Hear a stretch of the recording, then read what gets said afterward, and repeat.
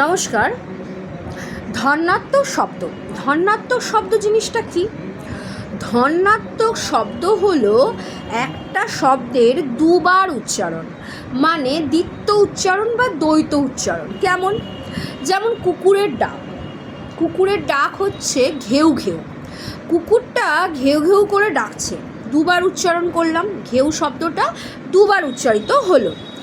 যেমন শন শন করে বাতাস বয় বা শন শন করে বায়ু বয়, ঝনঝন করে কাঁচগুলো ভেঙে গেল, গুড়ু গুড়ু করে মেঘ ডাকছে, গুড়ু গুড়ু গুড়ু গুড়ু ঘন মেঘ গরজে। তাই তো? তাই গুড় গুড় শব্দটা কিন্তু অবশ্যই ধনাত্মক শব্দ, কারণ ধনাত্মক শব্দ হলো একটা শব্দের দ্বৈত উচ্চারণ বা দ্বিত্ব উচ্চারণ বা দুবার উচ্চারণ। গুড় গুড়। আচ্ছা, কল কল নদীর ধ্বনি, ঝমঝম করে বৃষ্টি পড়ছে, ছমছম, মরমর, ঠা ঠা। এই ক্ষেত্রে এই যে মরমর করে পাতার ধ্বনি, এটা তো মরমর পাতার ধ্বনি একটা পার্থিব আওয়াজ। ঠা ঠা করে ঠা ঠা করছে, মাঠটা ঠা ঠা রোদে ঠা ঠা করছে। তা ঠা ঠা কোনো মানে এটা বোঝানোর জন্য, ভাব বোঝাতে, তাই তো? ভাব বোঝানোর জন্য অর্থ প্রকাশ পাচ্ছে এই ধনাত্মক শব্দের। ঘেউ ঘেউ যে কুকুরের ডাক, এটা ডাকটাকে বোঝানো হচ্ছে, তাই তো? যে এইভাবে ডাকে কুকুর। শন শন এইভাবে বায়ু বয়, ঝনঝন করে আওয়াজ হলো কাঁচটা ভাঙার পর, কাঁচগুলো যখন ভাঙলো, গুড় গুড় করে মেঘ ডাকছে। আমরা যদি মাঝে একটা যেন ঢুকিয়ে দিই, গুড় গুড় করে যেন মেঘ ডাকছে, তাহলে কিন্তু আরও ভালো স্পষ্ট হয়ে যাবে ধনাত্মক শব্দ। কারণ এইটা হলো কিভাবে আওয়াজটা হচ্ছে, সেই ভাবের প্রকাশ হচ্ছে দ্বৈত প্রকাশ। দ্বৈত প্রকাশ বলতে একটা শব্দের দ্বৈতভাবে উচ্চারণ, যাকে আমরা ধনাত্মক শব্দ বলছি। কল কল করে নদী বয়ে চলেছে, নদী কল কল করে বয়ে চলেছে। যদি যেন বলি শব্দটা, তখন কিন্তু একটা বাক্যের মধ্যে ধনাত্মক শব্দ আরও কনসেপ্ট ক্লিয়ার হবে। কিন্তু ধনাত্মক শব্দ তো বুঝতে হবে একটা শব্দের দুবার উচ্চারণ, যেমন কল কল, কল কল ধ্বনি। এছাড়াও কিন্তু আছে অনুকার শব্দ, যার সাথে ধনাত্মক শব্দ গুলিয়ে যেতে পারে।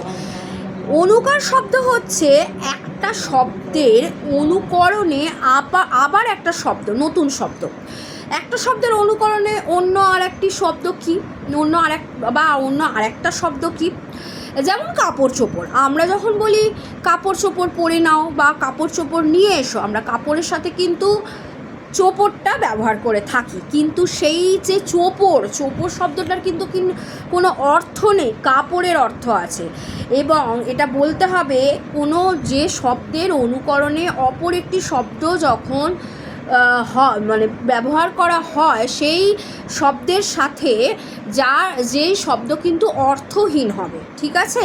কিন্তু অবশ্যই দ্বিতীয় শব্দ অর্থহীন হবে, এবং যাকে আমরা লাগোয়া শব্দ বলে থাকি, সেটা হচ্ছে অনুকার শব্দ। অনুকার শব্দ তাহলে কি? কাপড় চোপড়, জিনিসপত্র আমরা বলতে নাও পারি, কারণ পত্র, তাই তো? জিনিসের সাথে যখন আমরা ব্যবহার করব, তখন সেটা কিন্তু জিনিসপত্র হয়ে যেতে পারে। জিনিস আছে, কিন্তু পত্র জিনিসটা কি? পত্র মানে তো আমরা জানি চিঠি, তাই তো? কিন্তু ওই পত্র তো এই পত্র নয়, বা পত্র মানে তো পাতাও বলতে পারি, তাই না?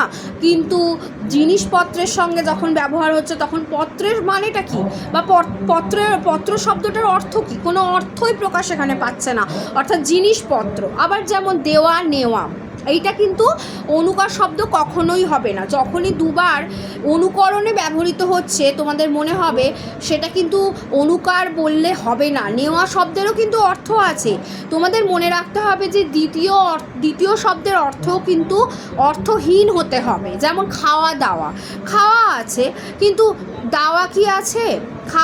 খাওয়ার মানে আছে বা অর্থ আছে, কিন্তু দাওয়ার কি কোনো অর্থ আছে? নেই। আবার দেখো জড় শব্দের অর্থ, জড়োর সাথে যখন আমি লাগোয়াভাবে সড়ো শব্দ, জড়োর অনুকরণ করে যখন সড়ো করছি, তখন কিন্তু জড়োর অর্থ থাকছে। সড়োর কি কোনো অর্থ আছে? অর্থ নেই, অর্থাৎ এটা কিন্তু অবশ্যই অনুকার শব্দ হবে, ঠিক আছে? চোট পাট, চোটের অর্থ আছে, পাটের কি অর্থ আছে? নেই। মিট মাঠ, ওর সাথে মাঠ করে নে হয় কি কখনো? মিট করে নে, কখনো হয় না। তাহলে মিট মাট করে নে, তাহলে এই দুটো মিলে হচ্ছে অনুকার শব্দ, মিট মাট হয়ে গেল, তাই তো? আচ্ছা, এইবার আসছে শব্দ দ্বৈত। শব্দ দ্বৈত কি? যখন একটা শব্দকে আমরা শব্দের দ্বিরুক্তি বলা হয় বা শব্দ দ্বৈত বলা হয়, যখন একটা শব্দকে যখন দুবার উচ্চারণ করছি, কিভাবে দুবার উচ্চারণ করছি, সেটা আলাদা আলাদাভাবে উচ্চারণ করছি, ঠিক আছে? এবং সেটা কিন্তু পার্থিব আওয়াজ, আমরা কিন্তু ছুঁতে পারবো, সেটা কিন্তু বস্তুগত হবে বা প্রাণীকে ছুঁতে পারবো। যেমন আমার খুব জ্বর জ্বর ভাব বা ছেলেটার খুব জ্বর জ্বর ভাব, তো জ্বর জ্বর ভাব যখন আমরা ছুঁয়ে বুঝতে পারছি যে ও হ্যাঁ ওর জ্বর এসেছে। দেখো বস্তা বস্তা, বস্তা বস্তা কথাটা কি? বস্তা বস্তা চাল এলো, তাহলে বস্তায় করে তো চালটা এলো, তাহলে পার্থিব জগতের জিনিস ওটা বস্তাটা, তাহলে ওই জিনিসটা কিন্তু অবশ্যই দুবার উচ্চারণ যখন আমরা করব তখন সেটা শব্দ দ্বৈত হবে। বস্তা বস্তা, অনেকে কিন্তু ধনাত্মক শব্দের সাথে শব্দ দ্বৈত গুলিয়ে ফেলে। ধনাত্মক শব্দ অবশ্যই ভাবের ওপর নির্ভর করে, আর শব্দ দ্বৈত কিন্তু অবশ্যই যাকে মূর্ত জিনিসের ওপর নির্ভর করে, ঠিক আছে? জ্বর একটা মানুষেরই হয়, তাই তো? তাই এবার ধরো কোনো প্রাণীর হয়ে থাকে জ্বর, এবং বস্তা কিন্তু একটা পার্থিব জিনিস, বস্তা বস্তা আলু, বস্তা বস্তা চাল, বস্তা বস্তা ডাল। আচ্ছা, আস্তে আস্তে হাঁটো, আমি বলছি আস্তে আস্তে হাঁটো, কোনো একটা মানুষকে বলছি আস্তে আস্তে হাঁটো, তাই তো? হাঁটো, কথায় কথায় তার কথা মনে পড়ে গেল, আমি কথা বলছি, কথায় কথায়, এখানে কি কোনো ভাব আছে? কোনো ভাব নেই। আমি ওকে বলছি যে তুমি আস্তে আস্তে হাঁটো, জোরে জোরে না হেঁটে তুমি আস্তে আস্তে হাঁটো, এটা কি মানে ভাব, কি ভাব বোঝাচ্ছে? আস্তে আস্তে হাঁটা বোঝাচ্ছে, তাকে আমি বলছি। একটা শব্দের দুবার উচ্চারণ আমি করছি, তাই তো? কিন্তু আলাদা আলাদা, মনে রাখতে হবে আলাদা আলাদা কিন্তু ব্যবহার করছি, আস্তে আস্তে। কথায় কথায় তার কথা মনে পড়ে গেল, কথায় কথায়। মনে মনে, তুমি কি তাকে চেনো? মনে মনে তোমার কি তার কথা মনে আছে? বা মনে মনে, মনে মনে কথাটা জনে জনে ডাকা হলো, জনে জনে মানে কি? জনে জনে মানে মানুষকে বোঝাচ্ছে, জনে জনে ডাকা হলো, বছর বছর। এবার দেখো এখানে কিন্তু ভাব, তোমরা বলবে ম্যাম এখানে তো জ্বর জ্বর ভাব হচ্ছে, জ্বর জ্বর ভাব বোঝাচ্ছে, তাই না? হ্যাঁ অবশ্যই জ্বর জ্বর ভাব বোঝাচ্ছে, তাহলে কেন এটা ম্যাম সব ধনাত্মক শব্দ হবে না? না, এটা অবশ্যই ধনাত্মক শব্দ হবে না, এটা কিন্তু হবে তোমাদের শব্দ দ্বৈত। এবং ধনাত্মক শব্দ তখনই হবে এই শব্দ দ্বৈতে ধনাত্মক শব্দ, সেটার আমি আলাদা আলোচনা করব। শব্দ দ্বৈত যখন হবে, ধনাত্মক যোগে শব্দ দ্বৈত আলাদা, অনুকার যোগে শব্দ দ্বৈত আলাদা, আবার শব্দ দ্বৈত কিন্তু তোমাদের আলাদা, ঠিক আছে? শব্দ দ্বৈত যখন আমরা বলবো, দেখো একই শব্দের যখন দ্বৈত প্রকাশ, দ্বিত্ব প্রকাশ হচ্ছে, একই শব্দের যেমন বড় বড়, যখন আমরা বলছি বড় বড়, তখন কিন্তু ওটা হবে তোমাদের একটা শব্দ দুবার ব্যবহার করছি, তখন সেটা শব্দ দ্বৈত হলো। আবার হাজার হাজার বছর ধরে সে অপেক্ষায় রত, এই হাজার হাজার একটা শব্দের অনুকরণ করলাম, মানে দুবার ব্যবহার করলাম, অনুকরণ হলো না, কিন্তু অনুকরণ কিন্তু সবসময় অনুকারে হয়ে থাকে, কারণ দেখো অনুকার শব্দের অর্থই হচ্ছে অনুকরণ, ঠিক আছে? এবার শব্দ দ্বৈত যখন আসছি তখন একটা শব্দ দুবার ব্যবহার করছি, বড় বড়, হাজার হাজার, বছর বছর, সকাল সকাল সে ঘুম থেকে উঠে পড়েছে, চোখে চোখে রাখা, নিবু নিবু, এই যে কথাগুলো, এইগুলো কিন্তু সব শব্দ দ্বৈতের উদাহরণ, কিন্তু অবশ্যই এটা একটা শব্দের দুবার উচ্চারণে হচ্ছে, ঠিক আছে? এবার তোমরা বলবে ম্যাম মর্মর শব্দটা, মর্মর শব্দটা কিন্তু অবশ্যই এটা পার্থিব জগতের একটা ধ্বনি, পাতার আওয়াজ, সেই কারণে এটা ধনাত্মক শব্দ। মানে ধনাত্মক শব্দ হবে কখন? যখন একটা শব্দের দুবার আমি শব্দটাকে বোঝানোর জন্য দুবার উচ্চারণ করব, তখন সেটা ধনাত্মক শব্দ হবে। আর আমি যদি বলি বড় বড় ছেলে মেয়ে হয়ে গেছে, ছেলেগুলোকে বোঝানো, বড়টাকে বোঝানোর জন্য, ঠিক আছে, আমি ছেলেটাকে বোঝানোর জন্য, আমি বড়টাকে বোঝানোর জন্য এখানে কিন্তু দুবার ব্যবহার করছি, সেটা তখন হবে শব্দ দ্বৈত। সুতরাং গুলিয়ে তোমরা ফেলবে না, ঠিক আছে। সমার্থক শব্দ যোগে শব্দ দ্বৈত কীভাবে হয় দেখো, হাড়ি কুড়ি, সমার্থক হাড়িরও মানে আছে, কুড়িরও মানে আছে, হাড়ি কুড়ি সমার্থক শব্দ।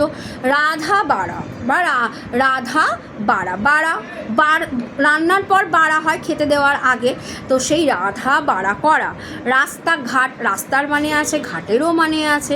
আবার গোছ গাছ, গোছ আছে, গাছ আছে, ঠিক আছে, গোছের সাথে গাছ। আবার দেখো ধোয়া মোছা, এগুলো হচ্ছে সমার্থক শব্দ নয়, সমার্থক শব্দ যোগে শব্দ দ্বৈত, ঠিক আছে। এবার দেখো অনুকার শব্দ, অনুকার শব্দ যোগে শব্দ দ্বৈত হয়, একটু আগেই আমি তোমাদের বলেছি। অনুকার শব্দ যোগে শব্দ দ্বৈত কোনগুলো দেখো, জল টল, জল টল, টলের কি কোনো মানে আছে? মানে নেই, কিন্তু অনুকার মানে অনুকরণ, জলকে অনুকরণ করে জল, টল, কল, এগুলো আমরা বলতে পারি। তো জল টল অনুকার শব্দ যোগে শব্দ দ্বৈত। বড় সড়ো, আবার দেখো খাবার দাবার, এটা কিন্তু অবশ্যই অনুকার শব্দ যোগে শব্দ দ্বৈত হবে, ঠিক আছে। এবার তোমাদের যদি এখানে ধরো অপশানে দিল যে অনুকার শব্দ, খাবার দাবারটা কি, খাবার দাবারটা কি ধরনের শব্দ দ্বৈত যদি দেয় অনুকার সহযোগে, ধনাত্মক সহযোগে, তখন অবশ্যই তোমরা অনুকার সহযোগে করবে। আর যদি শুধু দেয় যে কী ধরনের শব্দ খাবার দাবার, অনুকার শব্দ, ধনাত্মক শব্দ নাকি শব্দ দ্বৈত, তখন কিন্তু তোমরা অবশ্যই অনুকার করো, কেননা শব্দ দ্বৈত তোমরা দেবে না, কারণ তোমাদের এখানে বলা নেই যে অনুকার সহযোগে শব্দ দ্বৈত, এটা যদি অপশনে থাকে তাহলে কিন্তু তোমরা ওইটা করবে, অনুকার সহযোগে শব্দ দ্বৈত। কিন্তু শুধু যদি থাকে অনুকার তাহলে কিন্তু তোমরা অনুকার করবে, বুঝতে পেরেছো? এবার দেখো অনুকার সহযোগে শব্দ দ্বৈত আর শুধু অনুকার কিন্তু আলাদা, তাই তো, কারণ শব্দ দ্বৈত সম্পূর্ণ আলাদা, অনুকার সম্পূর্ণ আলাদা, ধনাত্মক শব্দ সম্পূর্ণ আলাদা। এবার দেখো ধনাত্মক শব্দ তো অনুকার সহযোগেও তো ধনাত্মক অব্যয় হয়ে থাকে, তাই না?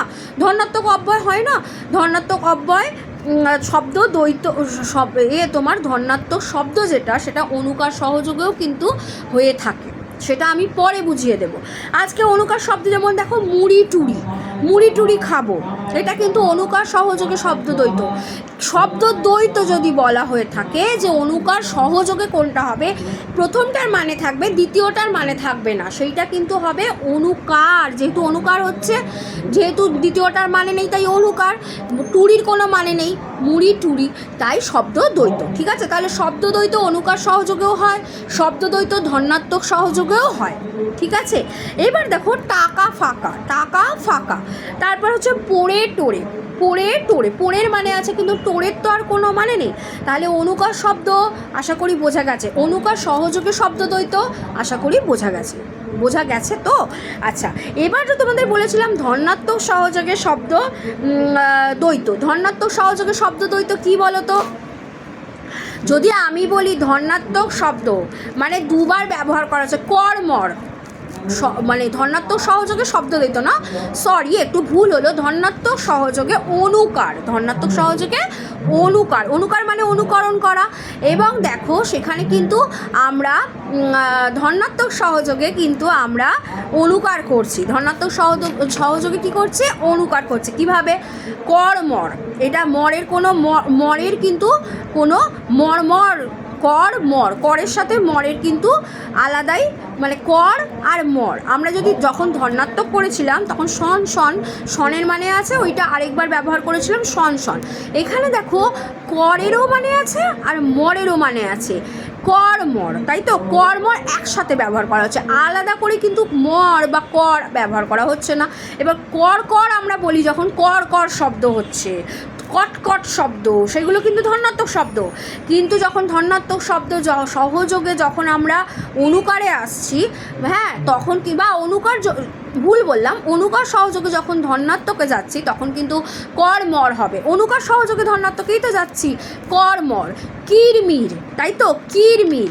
তারপরে ইকির মিকির, ইকির মিকির, তারপর হচ্ছে তোমাদের টাপুর টুপুর, এই যে কথাটা, হ্যাঁ, এই যে জিনিসগুলো, টাপুর মানে বৃষ্টি পড়াকে বোঝাচ্ছে এখানে, বুঝতে পেরেছো? বৃষ্টি পড়াকে বোঝাচ্ছে এখানে।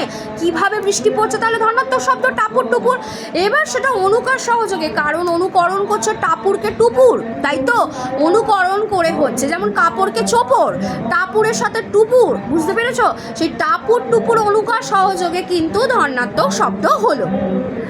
আশা করছি তোমাদের এই ধনাত্মক শব্দ, অনুকার শব্দ এবং শব্দ দ্বৈত বুঝতে আর কোথাও অসুবিধে হওয়ার কথা নয়। এরপরেও যদি কোথাও অসুবিধা থাকে অবশ্যই তোমরা কিন্তু আমাকে কমেন্টে জানাবে, ঠিক আছে? আচ্ছা, আজকে আলোচনা এই পর্যন্তই। Thank you students, thank you so much.